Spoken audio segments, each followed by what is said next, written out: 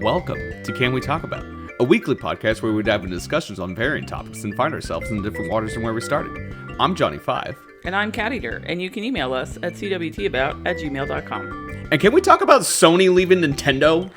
Hell yeah, let's go! Hell yeah. And it actually should be Nintendo leaving Sony. Oh. Yeah, it's kind of... so like Nintendo was like, we're done with you. Yeah, pretty much, yeah. Whoa. So, to put it in context, okay, so I'm clearly going to be nerding out on this one, all right? Yes, this is a U-Speed thing for sure. But I assure you, anything business-related with Nintendo has a lot of gossip to talk about, all right? Like some backdoor deals, misinformation, and then like under-the-radar developers and like all that kind of stuff. Like even with like Sony in there too, it was just like how everything came together is crazy. So, lots of decisions being made without letting somebody know, like, all the up tops being like, hey, we're going to go this route. And then, like, somebody just underneath being like, no, I think that's bullshit. We should do this thing. It's like, oh, my God, okay. Lots of crisscross. Yeah. So, what's more interesting to me is that this story is still fresh to me. Because as someone who was born in the, like, N64 era, like, I didn't know that was ever a thing. You know what I mean? That like they were ever together.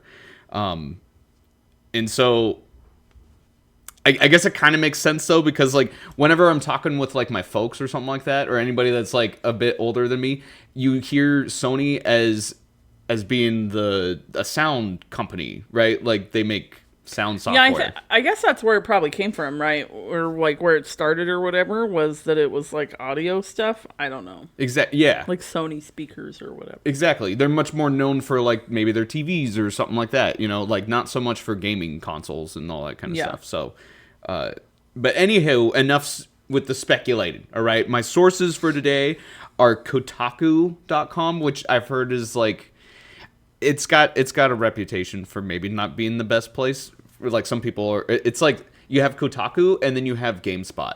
Oh, like the source is questionable. Correct. Well, it's not. I don't think it's questionable because it is like, I mean, it's one of the top 3 places to find your gaming news and all that kind of stuff. And I think it's probably good just because it's not talking about its own thing. That's mainly what it does. Is it's very Sony related, or Sony biased. Oh, I see. Okay. Yeah. But what are you gonna do? So, you know, actually, I might even take that back. It might just be that it's like more Japan as well, because I think it's also pushed into Nintendo as well. So I think this particular story fits because it's like it fits both, if that makes sense. And then the other source is Game Over by David Sheff. Now, I didn't actually read the book. I know, but it is on my to be read list. That's if I want to do that's for when we do Nintendo. Okay, I will read that for Nintendo. But this one's just for this. Okay. So first off, Nintendo is successful, right? Like by 1982, Donkey Kong arcade game has been what? I know. I'm just kidding. I mean, I know. Yeah, well, I mean, they haven't always been, right? Like if we're just talking like straight up, like GameCube was not as successful as they wanted it to be. The Wii pushed it back up, and then the Wii U was like a very bad decision. Everything about the Wii U. The Wii U is a great console, but the marketing fell. Nobody bought it. All that kind of stuff. I'm just saying that Juan and I played hours and hours of whatever it was, Hyrule Kingdom or Hyrule Warriors or the games. I'm not saying the game. I have nothing against the Wii U because the games on it were tremendous. Great. They were so good. They were all really good. Go get one. Like, great games. I don't know if you need to. Well, mainly because most of the good games are getting switched to the Switch. So it's like, get a Switch. I need to get a Switch. I want to know why. I'm just going to stop. Go ahead. Okay, so by 1982, Donkey Kong arcade game, right? It's only been out for 2 years. Mm-hmm. And then also, at this point, it also had some handheld versions of the game. It had sparked popularity to the point where they had, like, in the first 2 years, they earned $280 million. Wait, that's a lot in 1982. The back then times, yeah. Yeah. Do you want to know how much that is? Hang on.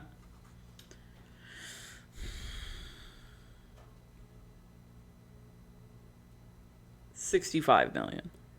Oh, no. So much more? It's so much more. Okay, hang on. I cut myself in half, so like $140 million. No. Holy shit, okay. I know, today. Then I don't know. $940 million. Damn. They had $1 million. Yeah, they had that in 1982 money. Wow. Isn't that crazy? And that's only that's not even with their NES. That is literally just, here's an arcade cabinet. Like, wow. And then there was like $5 million of royalties after that too. That's what bumped it up to 940. So that's just with a game. And then when they get into the home console market, they earned even more crazy money. All right, with the NES. And they earn even more crazy money than that with the Super Nintendo. And I tried to look up, like, how much money did they make off the NES, and I couldn't get a straight answer, but they sold 69 million units for the NES, and they sold them as many people as there were. Yeah, and they and they sold, I think it was something like, they sold for $150. So if you just do that, and at $150, wait, they sold for $150 in the 80s? Yeah. That's a lot of money. Today, that's like $500. Yeah. It was like 510. So then if you do 510 times 69 million, you get a fuck ton of money again. Yeah, you do. So they were super successful. I guess that matches though, right? Because like if you go and get a new system now, it's like $500 or $600.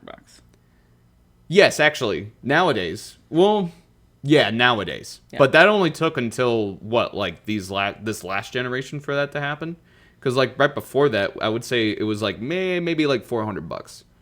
Yeah, I would say that the like the Xbox we got before this one was $300. Right. And then this one we got was like $500. Like I felt like I had to really like shell out some money to get the Steam Deck for like $600. Yes. And that hurt, but it feels so good. It feels so good. So I will say that Balatro is really fun. I do wish I had it in a portable format because it's something I would prefer to sit somewhere comfortable and play. Yeah. Right? Yeah. Like that's kind of the difference there, I think. Look, me. We don't get any paid advertisement for it, but if you are really like struggling to play like any kind of game, if you're trying to play like an RPG, especially, I don't play RPGs, that is what helped me get through all that. Like playing Final Fantasy for the first time, like being able to play that anywhere all the time, like it's great. Get a Steam Deck. It is nice. Yeah, and they're much cheaper now that they got the new one out. Yeah. So you can get one for like $250 or something. It's pretty good. Yeah. Yeah. So, 1988, Nintendo sees game developers switching to CD formats due to CDs holding more space. For example, what's that? Yeah. Yeah. For example, Squaresoft, the people that make Final Fantasy. Square Enix? Square Enix, that's my... Okay. I said soft just because it just said Square. But, yeah. So, Square had partnered with Nintendo originally and had in development, they had like a Chrono Trigger, and they also had, what's it called? Secret of Mana. And oh my god, Juan loves that game. Yeah, I know it's pretty good. I've heard mixed stuff about it. I mean, it's one of the older ones, so what are you gonna do? Yeah, but it's also one of those like that's a my speed kind of game. Yeah. You know what I'm saying? Yeah. Yeah. And so they had both of those in development, they're both basically just another RPG like Final Fantasy. That's just for anybody that doesn't know. And heard Nintendo was talking about diving into like the CD market, and so they delayed their launches for that because they were like, well, you guys are our partners. We're going to help you guys out. And then Nintendo looks to Sony, who developed the Super Nintendo sound chip, as a partner to make an add-on for the Super Nintendo. Okay. And so I'm going to like kind of rip apart what I just said, all right? Because this is how everything actually kind of happened. Okay, so a song engineer, I think it's a Sony engineer. There we go. I can read my own handwriting. You got it. I get it. I get it. That's why I type mine out, man. Yep. Illegible. So a Sony engineer named Ken Kutaragi, and we'll just go with that. Who knows? Ken Cooter. Got it. Yeah. convinced Nintendo to let him develop the Super Nintendo sound chip without his superiors knowing about it. Whoa. Yeah. Whoa, hang on. He convinced Nintendo to do it? Yeah, he was like, "Hey, like I can make you a sound chip for this new console that you got going on." And they're like, "All right." And so, yeah, he did that. But he didn't let none of the board members knew, none of them knew until it happened. then they're like, "Oh, okay, cool." Oh, they were just cool with it? Yeah. Well, I mean, they made a bunch of money. No, I totally believe that because, totally believe that. If you're able to, Sony being, and I looked at their stock market or their stock price. I wasn't able to find out how much money they had at this point, but their stocks were like $1.59 in 1982 at that same time. I wish So I could have bought stock. Yeah. Yeah. So he convinced Nintendo to let them make the Super NES with a disc drive as well. Because he was like, you know what? Like, I did this sound chip. You know what? I think a lot of other people are going to be starting to move to CDs. You should do that. And Nintendo was like, okay. And so they were like, go ahead, little man, like that kind of thing. Wow. And it shows in the ridiculous contract that they had. Okay? Like, and before that, just to clarify, like, why Nintendo didn't think that CDs were going to be good, and it's because the load times. Like, cartridges, it only takes, like, 1 to 2 seconds. Oh, the wait. Yeah. They were like, oh, well, gamers aren't going to want to, like, look at a load screen. Put a pretty picture on there. And but CDs, we'll wait for anything. The difference between CDs and cartridges is like CDs are 10 to 15 seconds of load times, and then cartridges are 1 to 2 seconds. Which I just wanted to throw that out there because today's standards, 10 to 15 seconds seems like incredible. Not that bad. Yeah, that's a blink of an eye. Yeah, if you're trying to play Fortnite or Fallout, I wait like 6 whole minutes for my fucking Skyrim, shit to load, dude. Yeah, man. Well, I guess Skyrim, it's like New hit or World miss depending on where you're takes, going. I don't know, anywhere from 3 to 8 to load in. Yeah.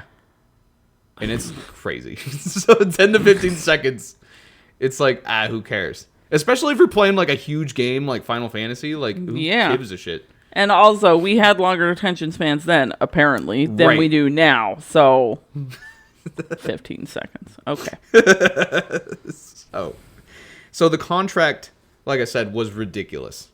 Okay, Sony could use any of the licensing Nintendo had to make any games, CD software they wanted, and then earn 100% of the profits solely on the CD software, like, and all of those 100% games. 100% of it? 100% of it. Wait, so they were just, like, holding Nintendo hostage?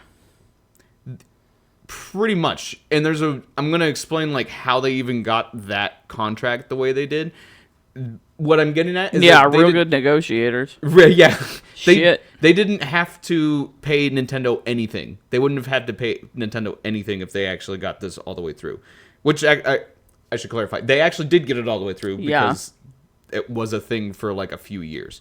So, one reason they got it into this egregious contract is that Sony had no intentions of making games. Like, they just wanted to make encyclopedias and karaokes and all of that kind of stuff. And that's what they pitched. And so Nintendo was like, all right, go ahead. Like, who cares? But they didn't, like, flesh that out in any of the... Like, the contract still allowed them to make games, though. Yeah. Which is crazy. And I don't know if that's because... Like, Nintendo was just, I don't know, really hell-bent that, like, this is just gonna fail. Like, who cares? Because by this point, they had also seen, like, Sega go through this. I don't know if you know anything about Sega, but... I mean, none of this sort of stuff. I just know that Toe Jam and Earl was my shit. So you know the games from Sega. But, yep. Okay. The reason Sega isn't really much of a thing anymore, except for making Sonic and other games like that, they're not a console... They're not in the console market, right? It's because they made, and I want to say, there's several different things that they did, but they made a system, and then they would make like an add-on and then they would add on to that. They had like 5 different add-ons for the Genesis, I believe. So they were making incomplete games. Consoles. They were making right, but it was like now where you're like, buy me while I'm in beta. Yeah, but and then add shit on. But to the point where like because it's one thing if you're buying like DLC for like a game, like that's a little bit more understandable, right? But like if you're adding like, oh, my console isn't actually finished, like in order for you to play these games, you need to have 5 extra add-ons for this console. Wow. You know what I mean? Like if you wanted to play Sonic 3, you had to have a particular setup for it. Wow. Now, I think to be fair, I think for Sonic 3, they did come with that. Well, no fucking wonder. It's kind of like how on for the N64 when you got like the what was it? There was only like 2 games that needed it.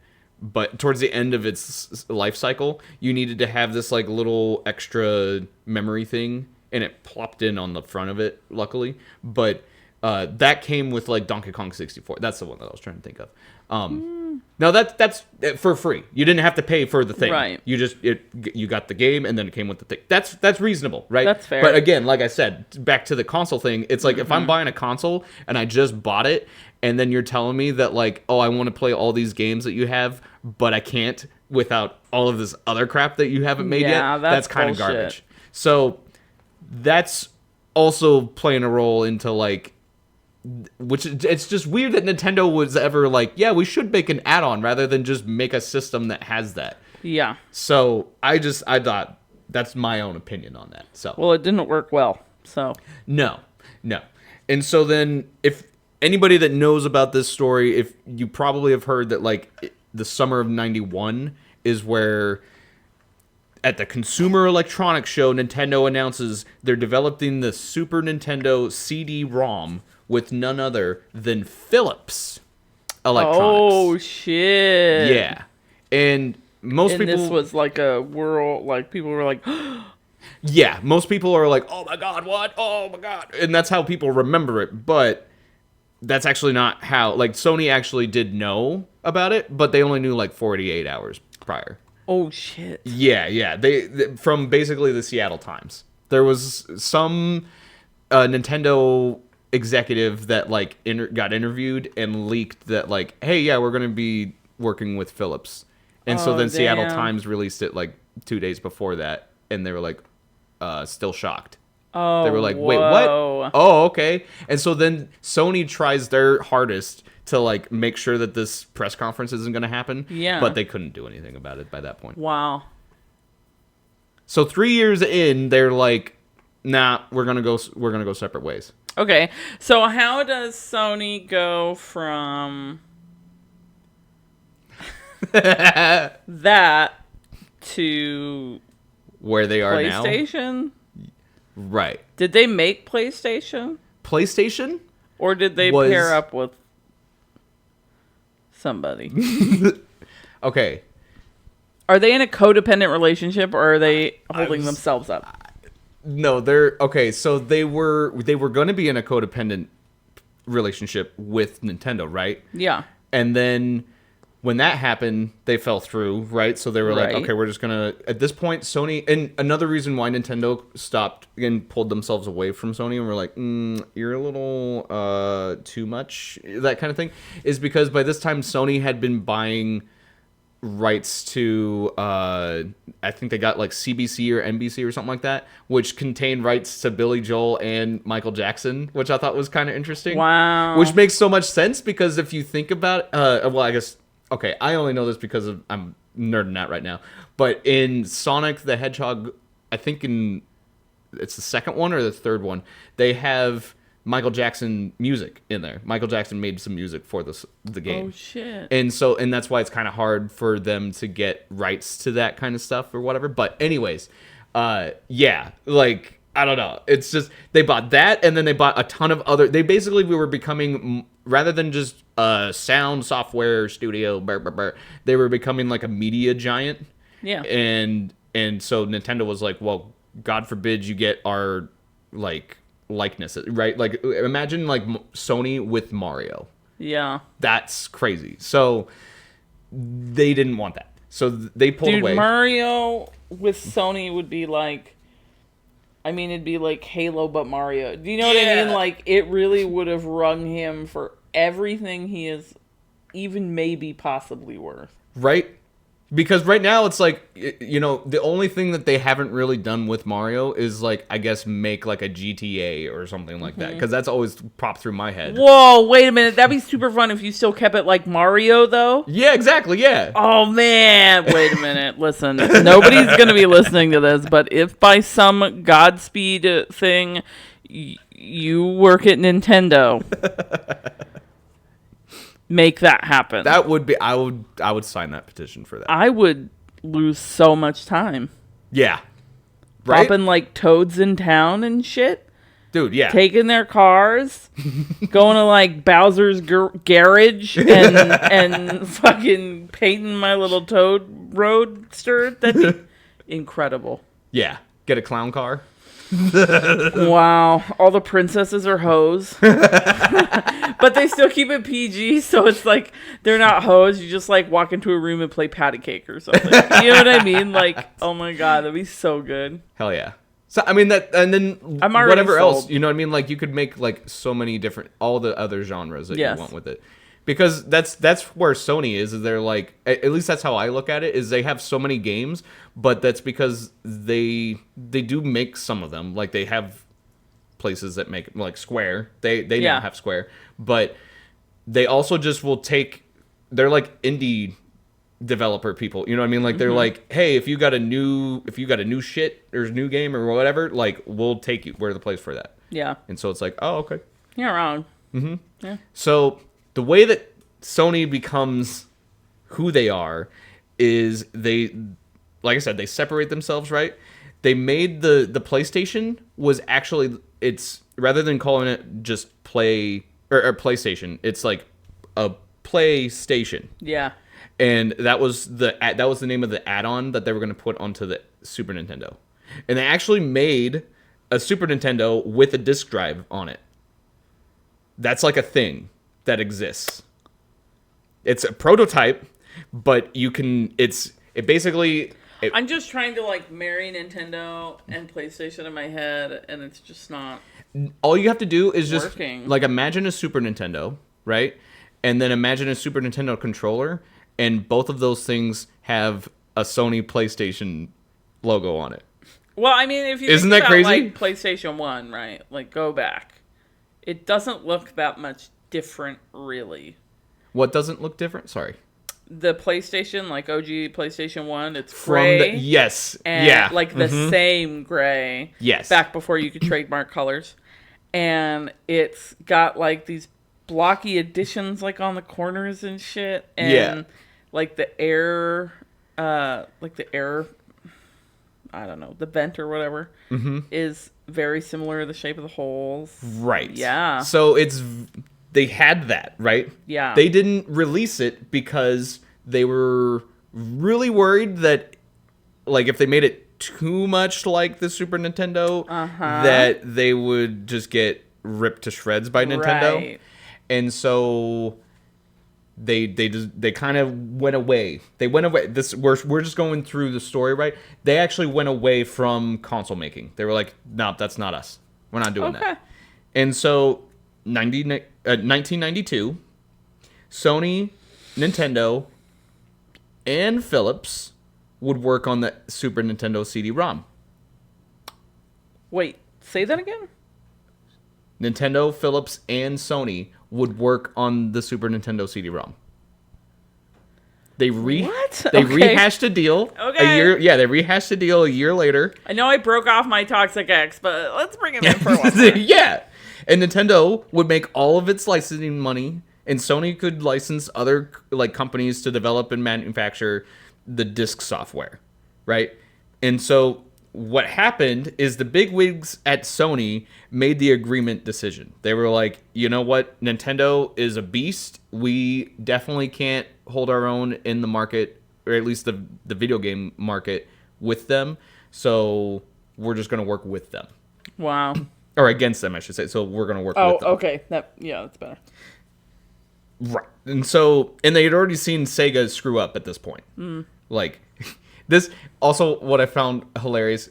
Sega has like this history of just not being great at releasing games, or they're releasing games at the perfect moment. So in this case, they were like this got announced a day before Sega was going to release their Sega Saturn.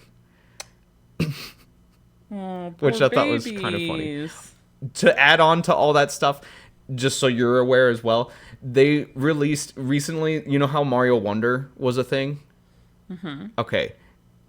Sega decided that they were going to release their super I don't know what the name of the Sonic game is, but they released a Sonic game like a week before that.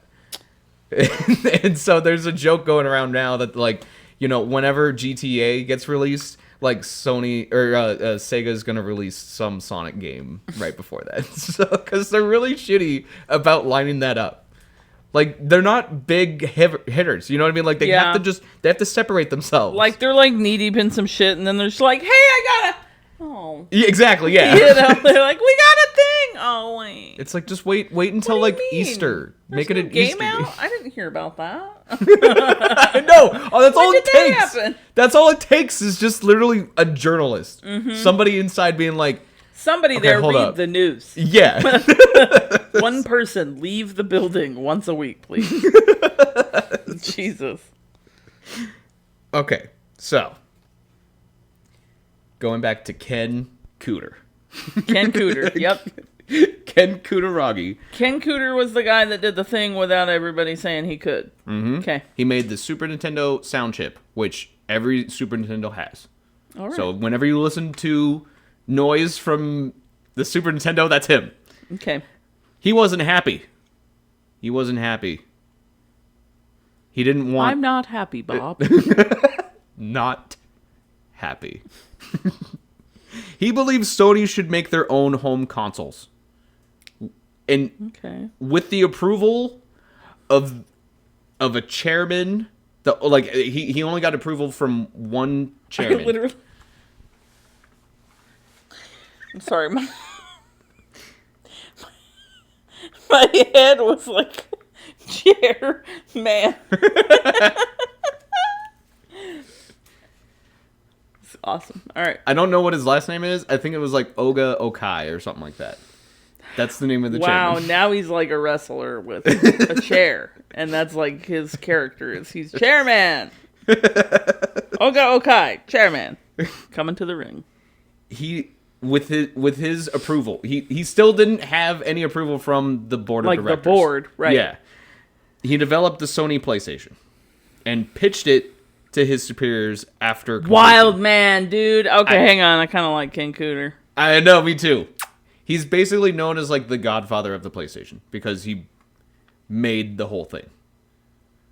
Now, if you look at it, it is different. Like I am happy that like, I mean, say what you will about like controllers around everywhere. Like PlayStation has one of the best controllers. The only thing that sucks is just the size. You come to me on this, the day of my console release, and ask me for a favor? That's savage. So at the same time, in PlayStation's not terrible. Like, really, even when I talk shit, I'm not really talking shit. I just prefer Xbox because they were the first ones to do the achievement thing, and then they copied it. So I'm not here for that, right? I'm not here for copy shit. So that's really my only holdout. I do like the interface on Xbox better, but I think it's the same way how somebody that has had an Android for 15 years prefers Android. It's really just because you know how to use an Android. As somebody who has had both... I think that was unintentionally a hot take, but continue. I guess it was, but... Sorry. I mean, yeah, what are you going to do? I do use Android, if that helps. Anyways. Yeah.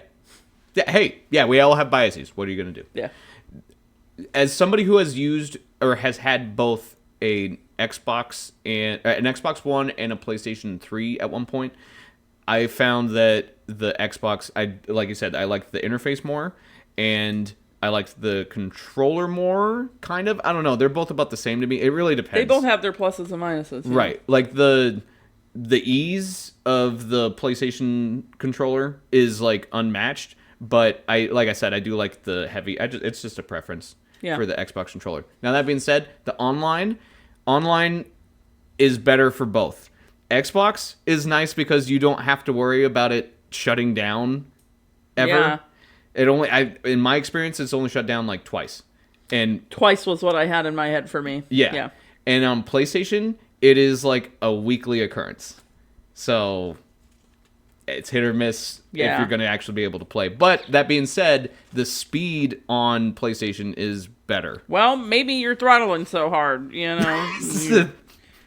It's like the tortoise and the hare. Yeah, that could be it. Continuing. At the same time in 1994, Nintendo announced that the next system would be cartridge-based and not CD-ROM. What? Yeah. They basically were like, we're just going to go with that. I think that's the future. Because they wanted to make it like a 3D space and like all that kind of stuff. They realize that like one was shiny, right? Yes. Which one's the future? And as far as the downfall, there's like one prototype. Like I said, there's one prototype of the PlayStation. Like literally, it's a Super Nintendo with a PlayStation, like a disc drive underneath of it, and and there's like this dude that's like he's modifying it. That's on there, right? Yeah, it is. It's just barely made. Okay, there we go. Can we? Okay, there's a cartridge underneath. Correct. Okay. Oh wait, no, okay, hold up. There's a disc drive underneath. The cartridge you can still put on top.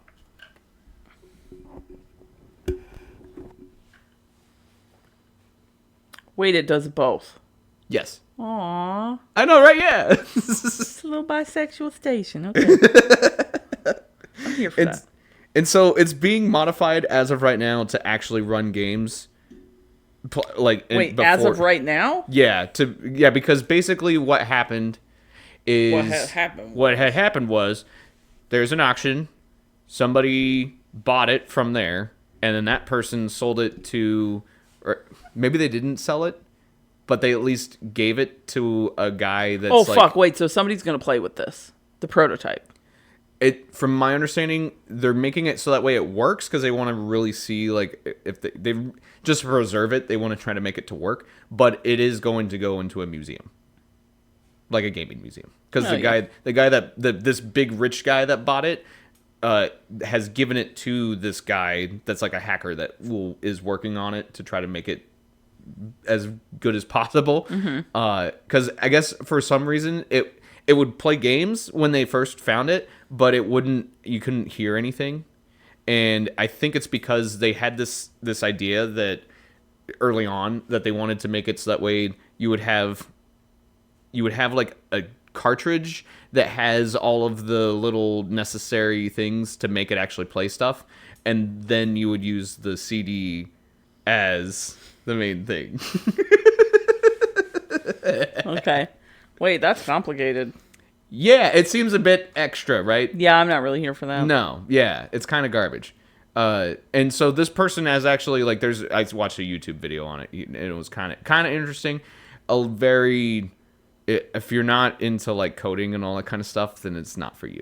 Definitely not for me then. No, yeah, it was very dry, but it was kind of fun. It was interesting because he was able to make it work. He basically like cleaned it up, and it could play Street Fighter 2. You could do all that kind of stuff. So all right. So there's that, and then Philips did end up making some Legend of Zelda games for what's now called, I think it's like this SNES CDI is what they called it. Okay. Which never came out, I don't think. So, but you could play these CD games that are just absolute trash. Absolute garbage. If you want to look up like any playthroughs of them on YouTube, that's highly recommended because they're fucking awful, but they're really funny. And then, and also that other YouTube video is also on there too of the guy like disassembling putting everything. Them together. Yeah. So, with all of that, Sony made $2 billion off of the PlayStation. which is 3.89 billion today. And that's in the first 2 years of the PlayStation. And then for reference, the N64 made $1.2 billion, which is 2.3 billion today, in its first 2 years, which is actually worse than it had with the Super Nintendo. Wow, so they did a pretty good debut then. Yeah. I mean, people were interested in the PlayStation for sure. Wow. And then another thing, just as far as discs are shiny.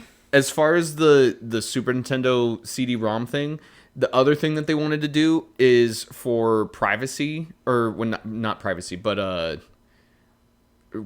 piracy protection. You know how I actually never heard of this, so maybe you haven't either, but maybe you have, where it's called like a CD caddy. You can rip from a CD, but you can't rip from a cartridge. Yeah. Oh, shit. I was also sitting here thinking, what am I sitting here talking shit for? Because I'm, like, cataloging in my brain. And except for, like, a brief moment with the Wii... Correct. They don't do discs. They still don't do discs. They still do cartridges. Correct. Because of that. It's much easier to just make it a weird... If you make it a weird thing, right? Because, like, even the GameCube, yes, is it discs? Sure. But... they're smaller. They're weird discs. You can't put in a normal disc into a GameCube. They do that because of that. Wow. It's their little way of being like, all right, well, we still don't want you to just like all of our propriety shit is our propriety shit. Mm-hmm. That's genius. And I guess they're not going, this thing worked for them. I was sitting here being like, discs are the future, they're shiny. But it worked out perfectly fine for them. Well, yeah. Yeah, pretty much. Because aside from that, I didn't even go into like the Game Boy, right? Right. Which is why in my personal opinion, they've switched perfectly into what they're best at with the handheld shit. They're really good at that shit. Mm-hmm. And so, like, I mean, they're fine. Nintendo's fine, right? The Switch is great. Yeah. Yeah. I mean, I didn't know about that until I started listening to my video game podcast guy, and that's when I was like, okay, well, maybe I should. But that's when I heard about the Steam Deck also. So I was like, okay, I'm gonna go that route instead. I do think the Steam Deck is a step up. It's largely just because I am not a physical game owner, which I realize is stupid. I realize I should just have them. Like, I know all of those things. But in my day-to-day inconveniences and shit, I don't give a fuck. I'm doing the in the memory, right? I think you're like 80% of people these days. And unless I get the memory extender, the SD card, I can only have like 4 games on there. Yeah, you're not wrong. On the Switch. And that kind of sucks major balls. Mm-hmm. Because I'm not going to a store. I'm just not. No, I mean, it still works like the Xbox where you can, like, you've bought it so you own it and you can take it off and then re-download it later, but nobody wants to sit for a half hour. Yeah, if you're, like, when you want to play it. Yeah, because, you're telling me that I have to dedicate an hour and a half before I actually get the game, so I have to do that at some point before I actually have time. That's like when I decide I want to play Fortnite after 3 months, and then I'm like, oh, well, I'll play with you tomorrow then. Yeah, yep. You know? Exactly. I'll just leave the Xbox running and go do something else, and I'll play with you tomorrow. Right. Yeah. So one of the things, as far as their piracy protection, is, and like I said, I don't know if you've heard of this, it's called like a CD caddy. Mm-hmm. And it basically is like this like plastic sleeve that goes over the CD, and then you put that in with it. And I have no idea how that's supposed to work or whatever. That stops it from, or that's how they, what do you mean? Give me context. CD caddy is used for? Piracy protection. I think it's so that way, like, when you get it delivered to you, it is, you know that it's what you asked for. Like, it's... Oh, I see. So, my assumption would be then that you are able to... That's probably why, like, DVDs, that was old. Yes. Why Blu-rays and stuff are, like, on the opening part of the case, have the plastic thing on them, the sticky... Yeah. that shows it's been opened. Yes. But you can probably, if that's not there, I bet you it's got like copper or something in it, that sleeve. But you can probably rip and replace through the plastic, because what's plastic but plastic, you know? And that's why they wanted Nintendo. There's like this, because all of this came out in like 2016. That's how we even know that like there was a console at all. Because Nintendo had been pushing, hey, we're going to be doing this is in developments and all that kind of stuff. And then they just never released it. Yeah. So everybody was just like, oh, well, that's just a myth. But no, it actually was. Like, there's a prototype, like I said, and that's going into a museum. And then there's a bunch of different documents that show, like, are we going to go with cartridges or are we going to go with caddies? And so then what they compromised was that they were going to have, like, you'd have a sleeve. So you'd have the CD, you'd have the sleeve, and then in the sleeve, you would have this, like, microchip to add on to all of that. So that way it would play. And that's why they decided to just stick with cartridges. Yes, yeah. Because that is ever-loving complicated. Yeah. Wow. So that is why Nintendo left Sony, who then jumped back in, and then Sony left again. You know what's interesting is how when you don't spend a lot of time on something, like the little takeaway from like the common like populace isn't the thing. Like Sony didn't leave Nintendo. You're right. Right. Nintendo definitely dumped Sony. Yes. 100%. But it's the other way around because now Sony is so much more successful. Yeah. If that makes sense. Like, because it's clear that, like, okay, top selling console at that time was PlayStation 1. Next generation, top selling console, and still is today, PlayStation 2. Like, PlayStation Really? 2 is still top selling console. Like because world record best. Yes, because they added the DVD player to it. Hell yeah, they did. Dude, and that PlayStation 2 Slim, do you know how many times I watched Tenacious D on that thing? It was on repeat for like 8 months. That's how I was able to sell. That's how you were, as a kid, you were able to sell this PlayStation 2 to your parents. Is, well, it has a DVD player. Movies. Yeah. Yeah. So there's that. And now I will admit, with the Switch is... And it's CD played. Yes. You could do anything in a disc in there. You could play music, all that kind of stuff. That's why I like the Xbox, was It's because... CD played. Anyway. I like the Xbox because you could download your music onto the thing. Yeah. That's another reason why I prefer it. But the push for Nintendo right now, Nintendo has been saying that they want to go after the all-time, like, console selling number. So the Switch is like, I think it's either 10 or 2. I don't remember. It's like, it's within 10 million consoles away from being there. And they're not going to get another 10 million out of the Switch. if it's 10, no. But I'm pretty sure, I know that that's close. So I think it's much closer to like 2. I wonder if they were sitting on the Switch. What do you mean? Well, it came at the most perfect time for it to come out. It came out in 2020, dude. It came out in the pandemic. I guess you're right. And it had the Animal Crossing came with it. And it came after the... Yeah, you're right, because it came a couple years after the Xbox... Wait, no, I thought it was older. No, it came out during lockdown stuff. Well, I think it came out... I'm only curious if it's older than No, Xbox you're right. One or I think PlayStation. it came out a little bit before pandemic, but they like hard pushed it once we were there. Like there was a hard push for it. Like I didn't even know it had come out. And then 2020 happened, and they were like, commercial. So I'm going to rip apart. That's fine. It came out in March 2017. Holy shit, really? Yeah, it's that old. I knew it was old. The Switch did? The Switch did. Because it came out before. I remember I didn't even hear about it until 2020. No, I remember it being a thing, and I was like, that just sounds like a glorified, like, Game Boy. I don't really know. At that time, I was like, no, I want to sit and play. You know what I mean? It was very fun. Listen, I played Pokemons. And let me see. Xbox One release date. I stand corrected.